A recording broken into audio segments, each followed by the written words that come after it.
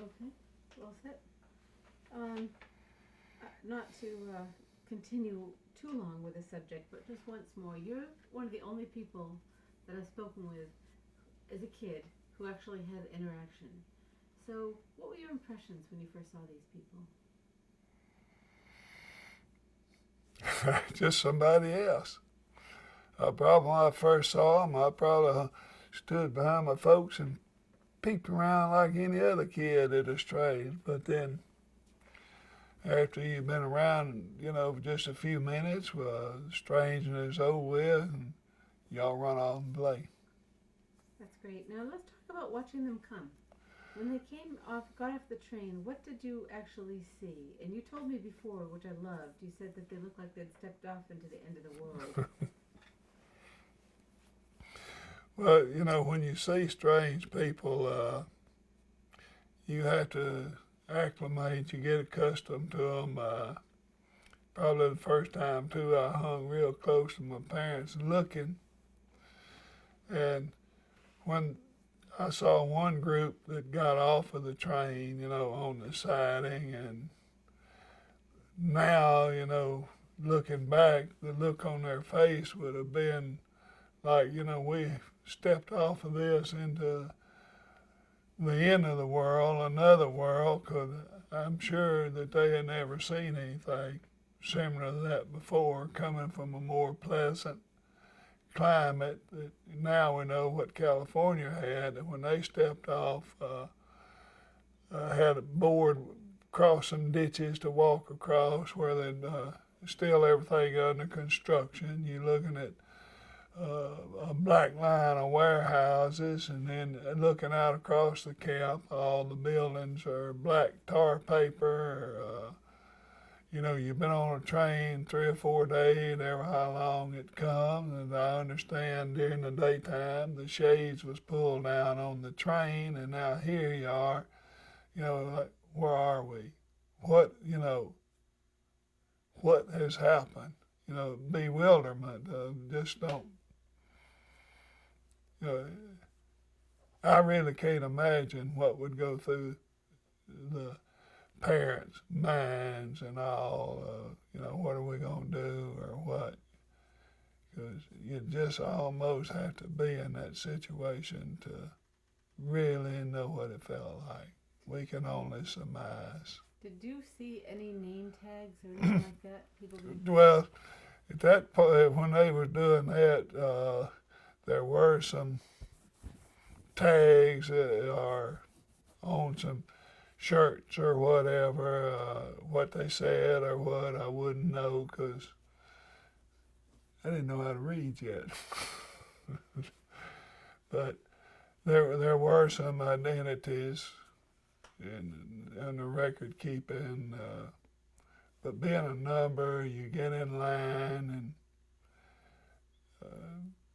everything in regiment. Which block you on, or in getting off of that train, they probably knew nothing about the blocks or the housing or whatever, but trying to go through the channels to get there, with everything that they had with them, with 2 bags per person.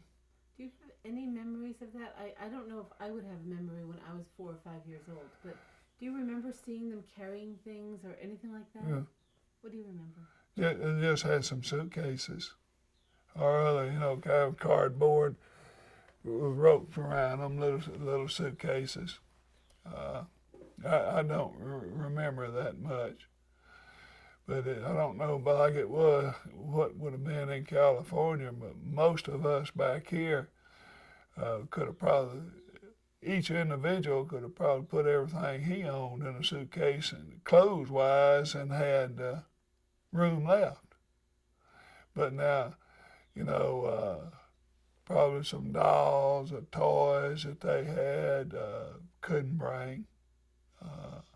Any kind of pet that they would have had would have had to been left at home. Since then, I've often wondered what kind of heirlooms was left behind that maybe had been brought from Japan, that could have been century old or whatever. And did some of them have some place and someone that kept some of it, or did they lose everything? Tell me again what it looked like.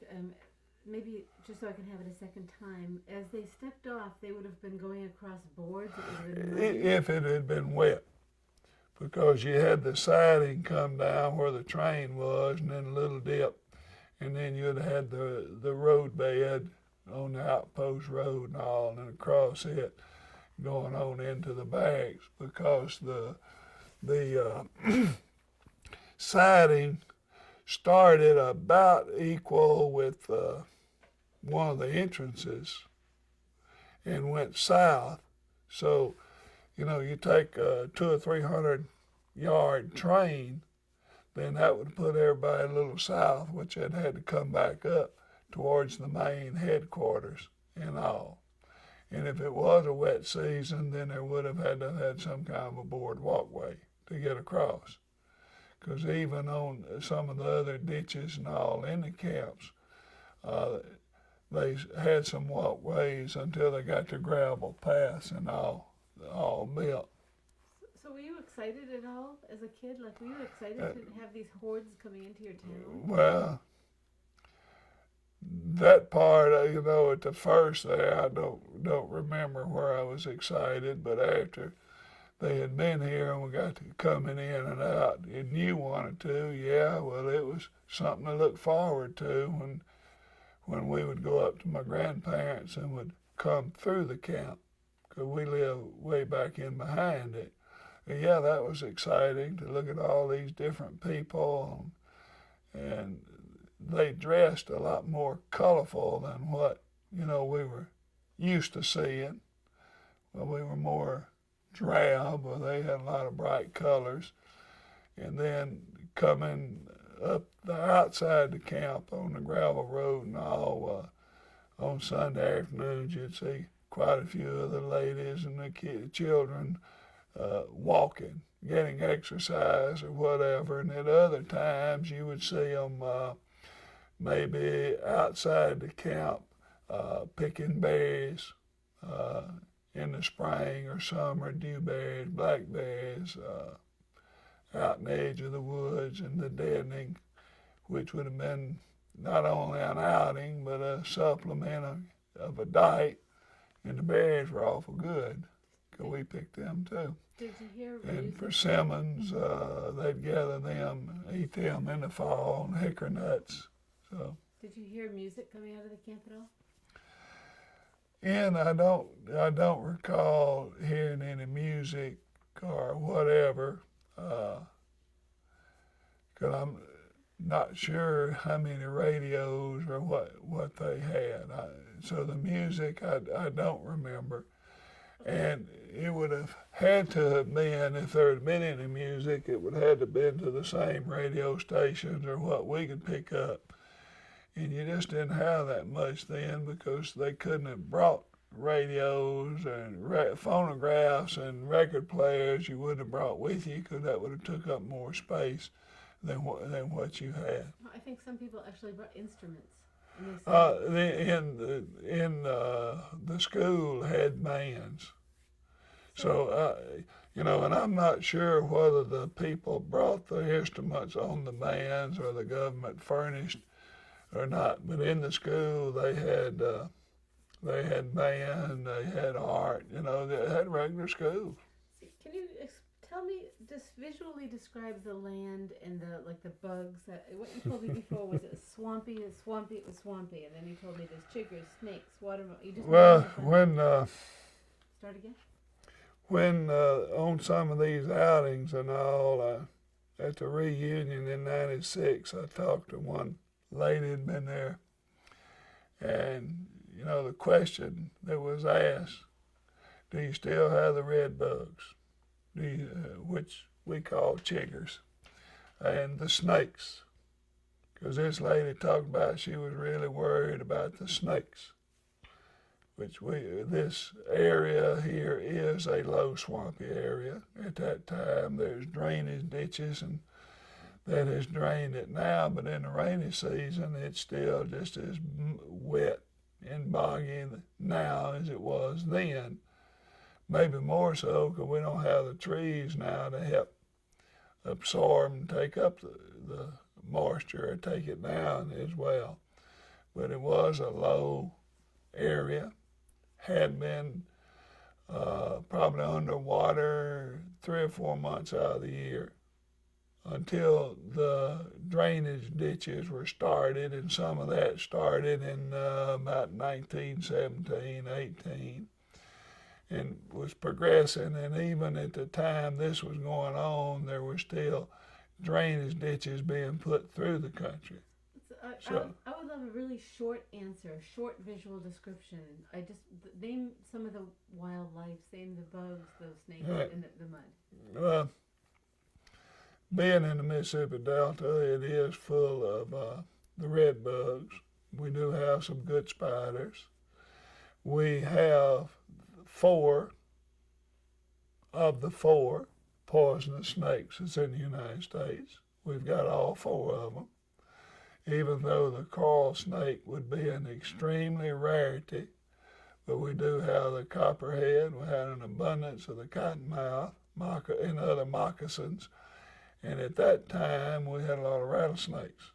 But again, this habitat's been destroyed, so we don't have as many, but with as much rice and fish farms and stuff as it is now, we still have the water snakes as well as the water moccasins. We still have plenty of those.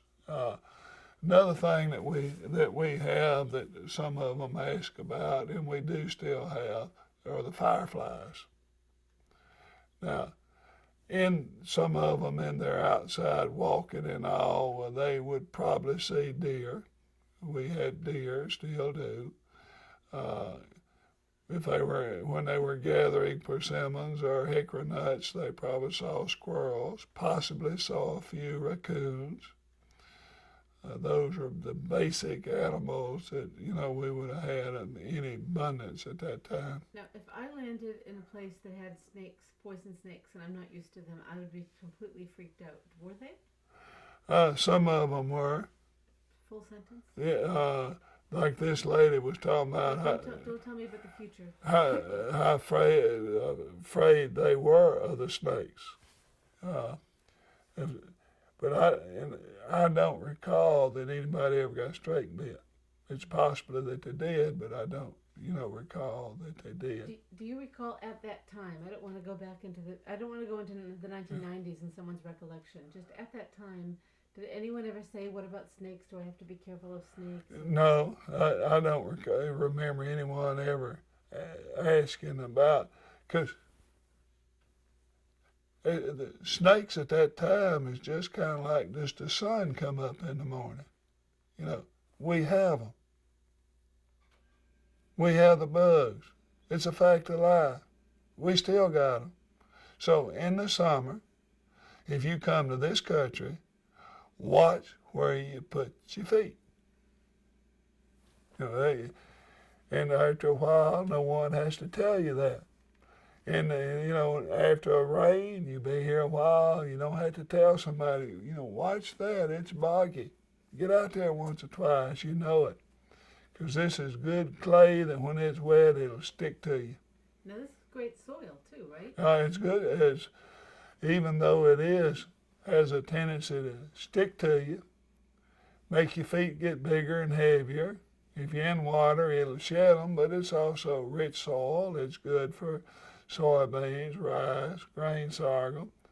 It's also good for cotton, but if you put cotton on that clay ground and you have a wet fall, then you can't get it out. In those days, we had people with cotton with their fingers. They could, drag a sack and pick it, but where it wouldn't hold machinery up today. A couple more things. You talked about black and white that separated the time. The separation between black and white that characterized the times.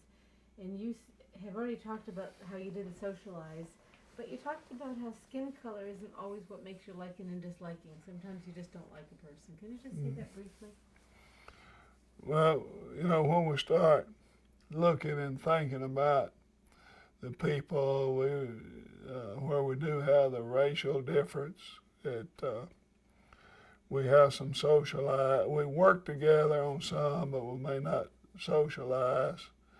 You know, through the years, we've have learned and looking that regardless of what color or race a person may belong to, there's some of them we just don't like. Each individual. It's just like there's a lot, or I wouldn't say a lot, but there's in all probability there's some blacks, there's some whites, there's some Oriental descent. The Chinese, Japanese don't like me. They may like you or somebody else of the same persuasion that I am, but the color of the skin of my skin doesn't have a thing in the world to do with it. It's just I got a lousy attitude that they don't like. Well, that'd be the same way. And, you know, I'd like to think today in the country that we're getting more and more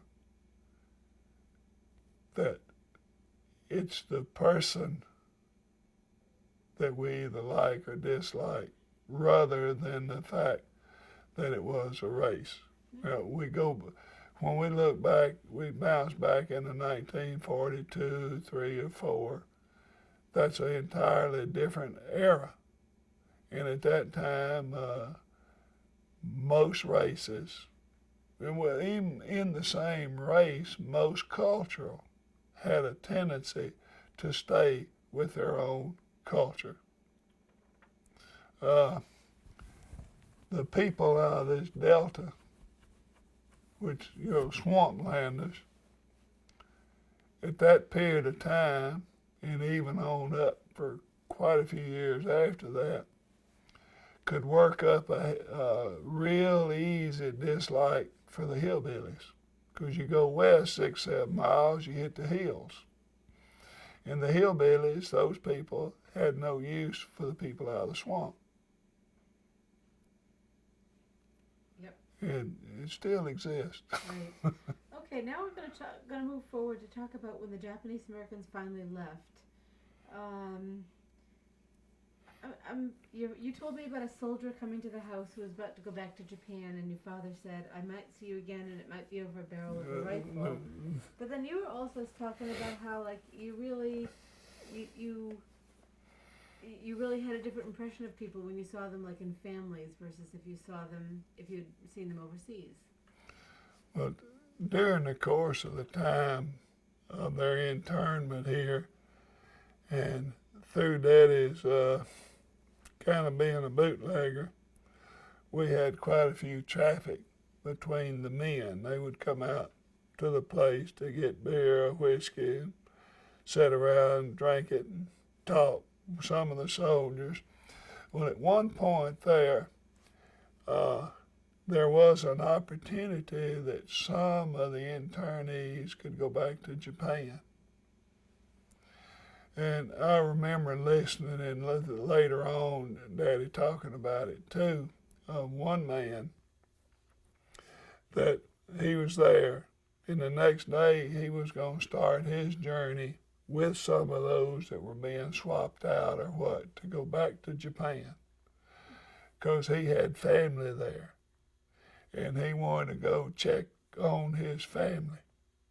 And I think the best I remember it was parents and, you know, aunts, uncles, and different ones.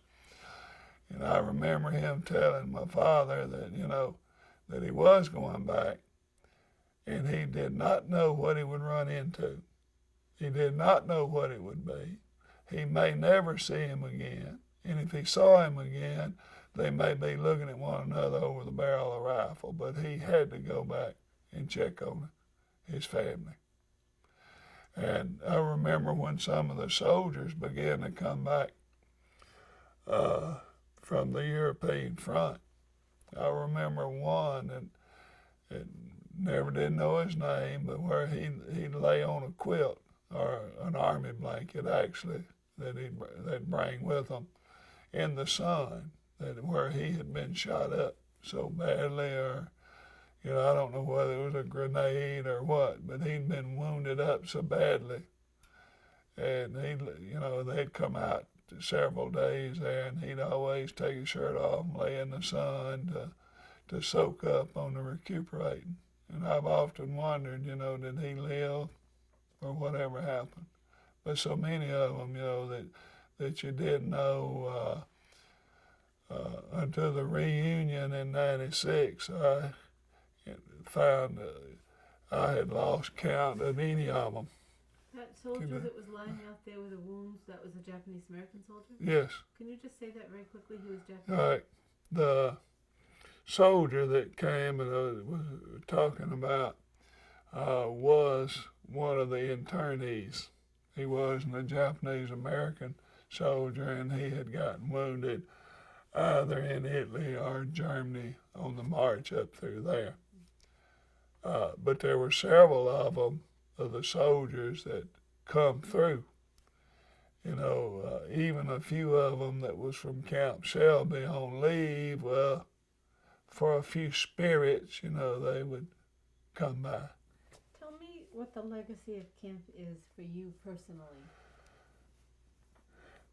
I think probably on what I saw in listening to my daddy through the years, and then talking with some more at that point in time, it probably did more for me personally to eliminate racism amongst myself than any other factor, and to go along with what my grandparents are.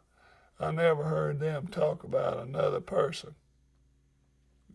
The worst I ever had heard my grandmother say about another person was that they weren't clean. To her, cleanliness was next to godliness, irregardless, And my grandfather, all I ever heard him say about somebody was he was a sorry sucker. And that's the worst. And then coming along with that, at a young age and all, I wasn't exposed to the racism that probably a lot of the people in the South was. And I think coming in and out and through and dealing with that, and then later on history and all, I'd say that it helped me more in that aspect. And afterwards, as you begin to kind of grow up and understand, and looking back through the years, I don't want to use the term like to be more tolerant of someone, but try to look at the whole scheme of the picture. Don't let some incident over here jump you into making some decisions based on hysteria. Try to look at what's behind it and what the person or persons that we're dealing with, what's their relationship. And so I think basically, as a result of it, I've made a practice as far as myself. And anybody I meet's the same. And my opinion, like or dislike, is formed on how they react to me and my reaction. If we react to one another, I get it don't make any difference. But so many times, so many of the world doesn't look that way. If this individual did something to my great-great-great-grandfather 300 years ago with his offspring, whatever, we still got hard feelings. That don't work. Was it the fact that they were families, you think? I mean, you said something about you see them shopping, you see families, and that changes your perspective. You're not meeting Japanese for the first time as soldiers. You're seeing Japanese Americans as families. Because you look at them when they came in as family units. They were a family just like we were. Well, the soldiers of the 442nd, the 101st that come back on furlough or leave during their training was wearing the same uniform as the guard at the gate out the other side where we lived. Kind of weird, but they're on the same uniform. After they left, did all trace of them vanish, and how did it change the area? In 1944, when we landed in Europe and captured quite a few Germans as we got there, well, they closed the Jerome camp, and the ones that were still left there, because some had already got out, left camp and gone to Chicago or Columbus or Toledo or gone to the interior somewhere and got jobs. They could not go within 300 miles of the West Coast, but they could go somewhere else and got jobs. So the ones that were left, at the point that the government gave them, they could go to another camp. Well, the majority of them probably went to Rower, because Rower had also had so many to go to the interior to go to work, or Connecticut, New York, you go to college, go somewhere.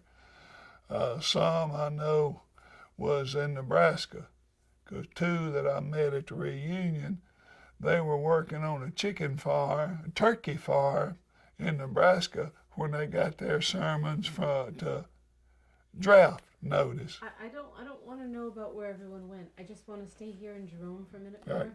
I'm coming back. Okay, sorry. Go ahead. Come back. So they went everywhere on following jobs that they could get. And then that took them away from the community of Jerome. All right. They brought in German prisoners. They put hurricane wire up where the barbed wire was. They put it outside. They put it right next to the outpost road, the hurricane wire. And then you had the barbed wire that was inside. Well, any German that crossed that barbed wire to that other wire was shot. I don't know whether any ever crossed it or not, but that barbed wire stopped. They couldn't go any further. Then the guard houses, the guards, they had bullets in their guns and everything else, and the culverts that they put in where the wire went across had crossbars. Now, that did not necessarily destroy the economy that what the camp was helping, because your soldiers were still here. More guards here during the German time than it was than the Japanese internment. So some of the businesses downtown, locally and whatever, they were still getting the trade. Did Germans have more freedom to work outside the camps and the farms than the Japanese Americans? No, the Japanese could have went and worked anywhere they wanted to. They were encouraged to go to work. Now, some of the Germans volunteered to go to work. They helped plant or pick cotton or whatever. But hang on a second. The Japanese Americans were not allowed to go work on the farms. I have read in several places that there was a huge labor shortage, but the Japanese Americans weren't allowed to, because that was part of the deal that the governor made, which is that let's not have them competing with the local farmers. You don't know about that? On the Japanese not being to work on the local farms and all, I wasn't aware of that. Okay. But since then, I do recall reading, and it's come out that just like the legislature passed a law, which is illegal, that a Japanese couldn't own land in Arkansas before they would ever agree to their coming into Arkansas. And I've been told that there was a deal made to where they would not compete locally, but they could go out of state in where they wanted to work. Well, I think that there was some fear. They were good farmers. There was some fear that they could come Sorry. in. You're done? Okay. I'll just talk about this while you change. A couple more questions.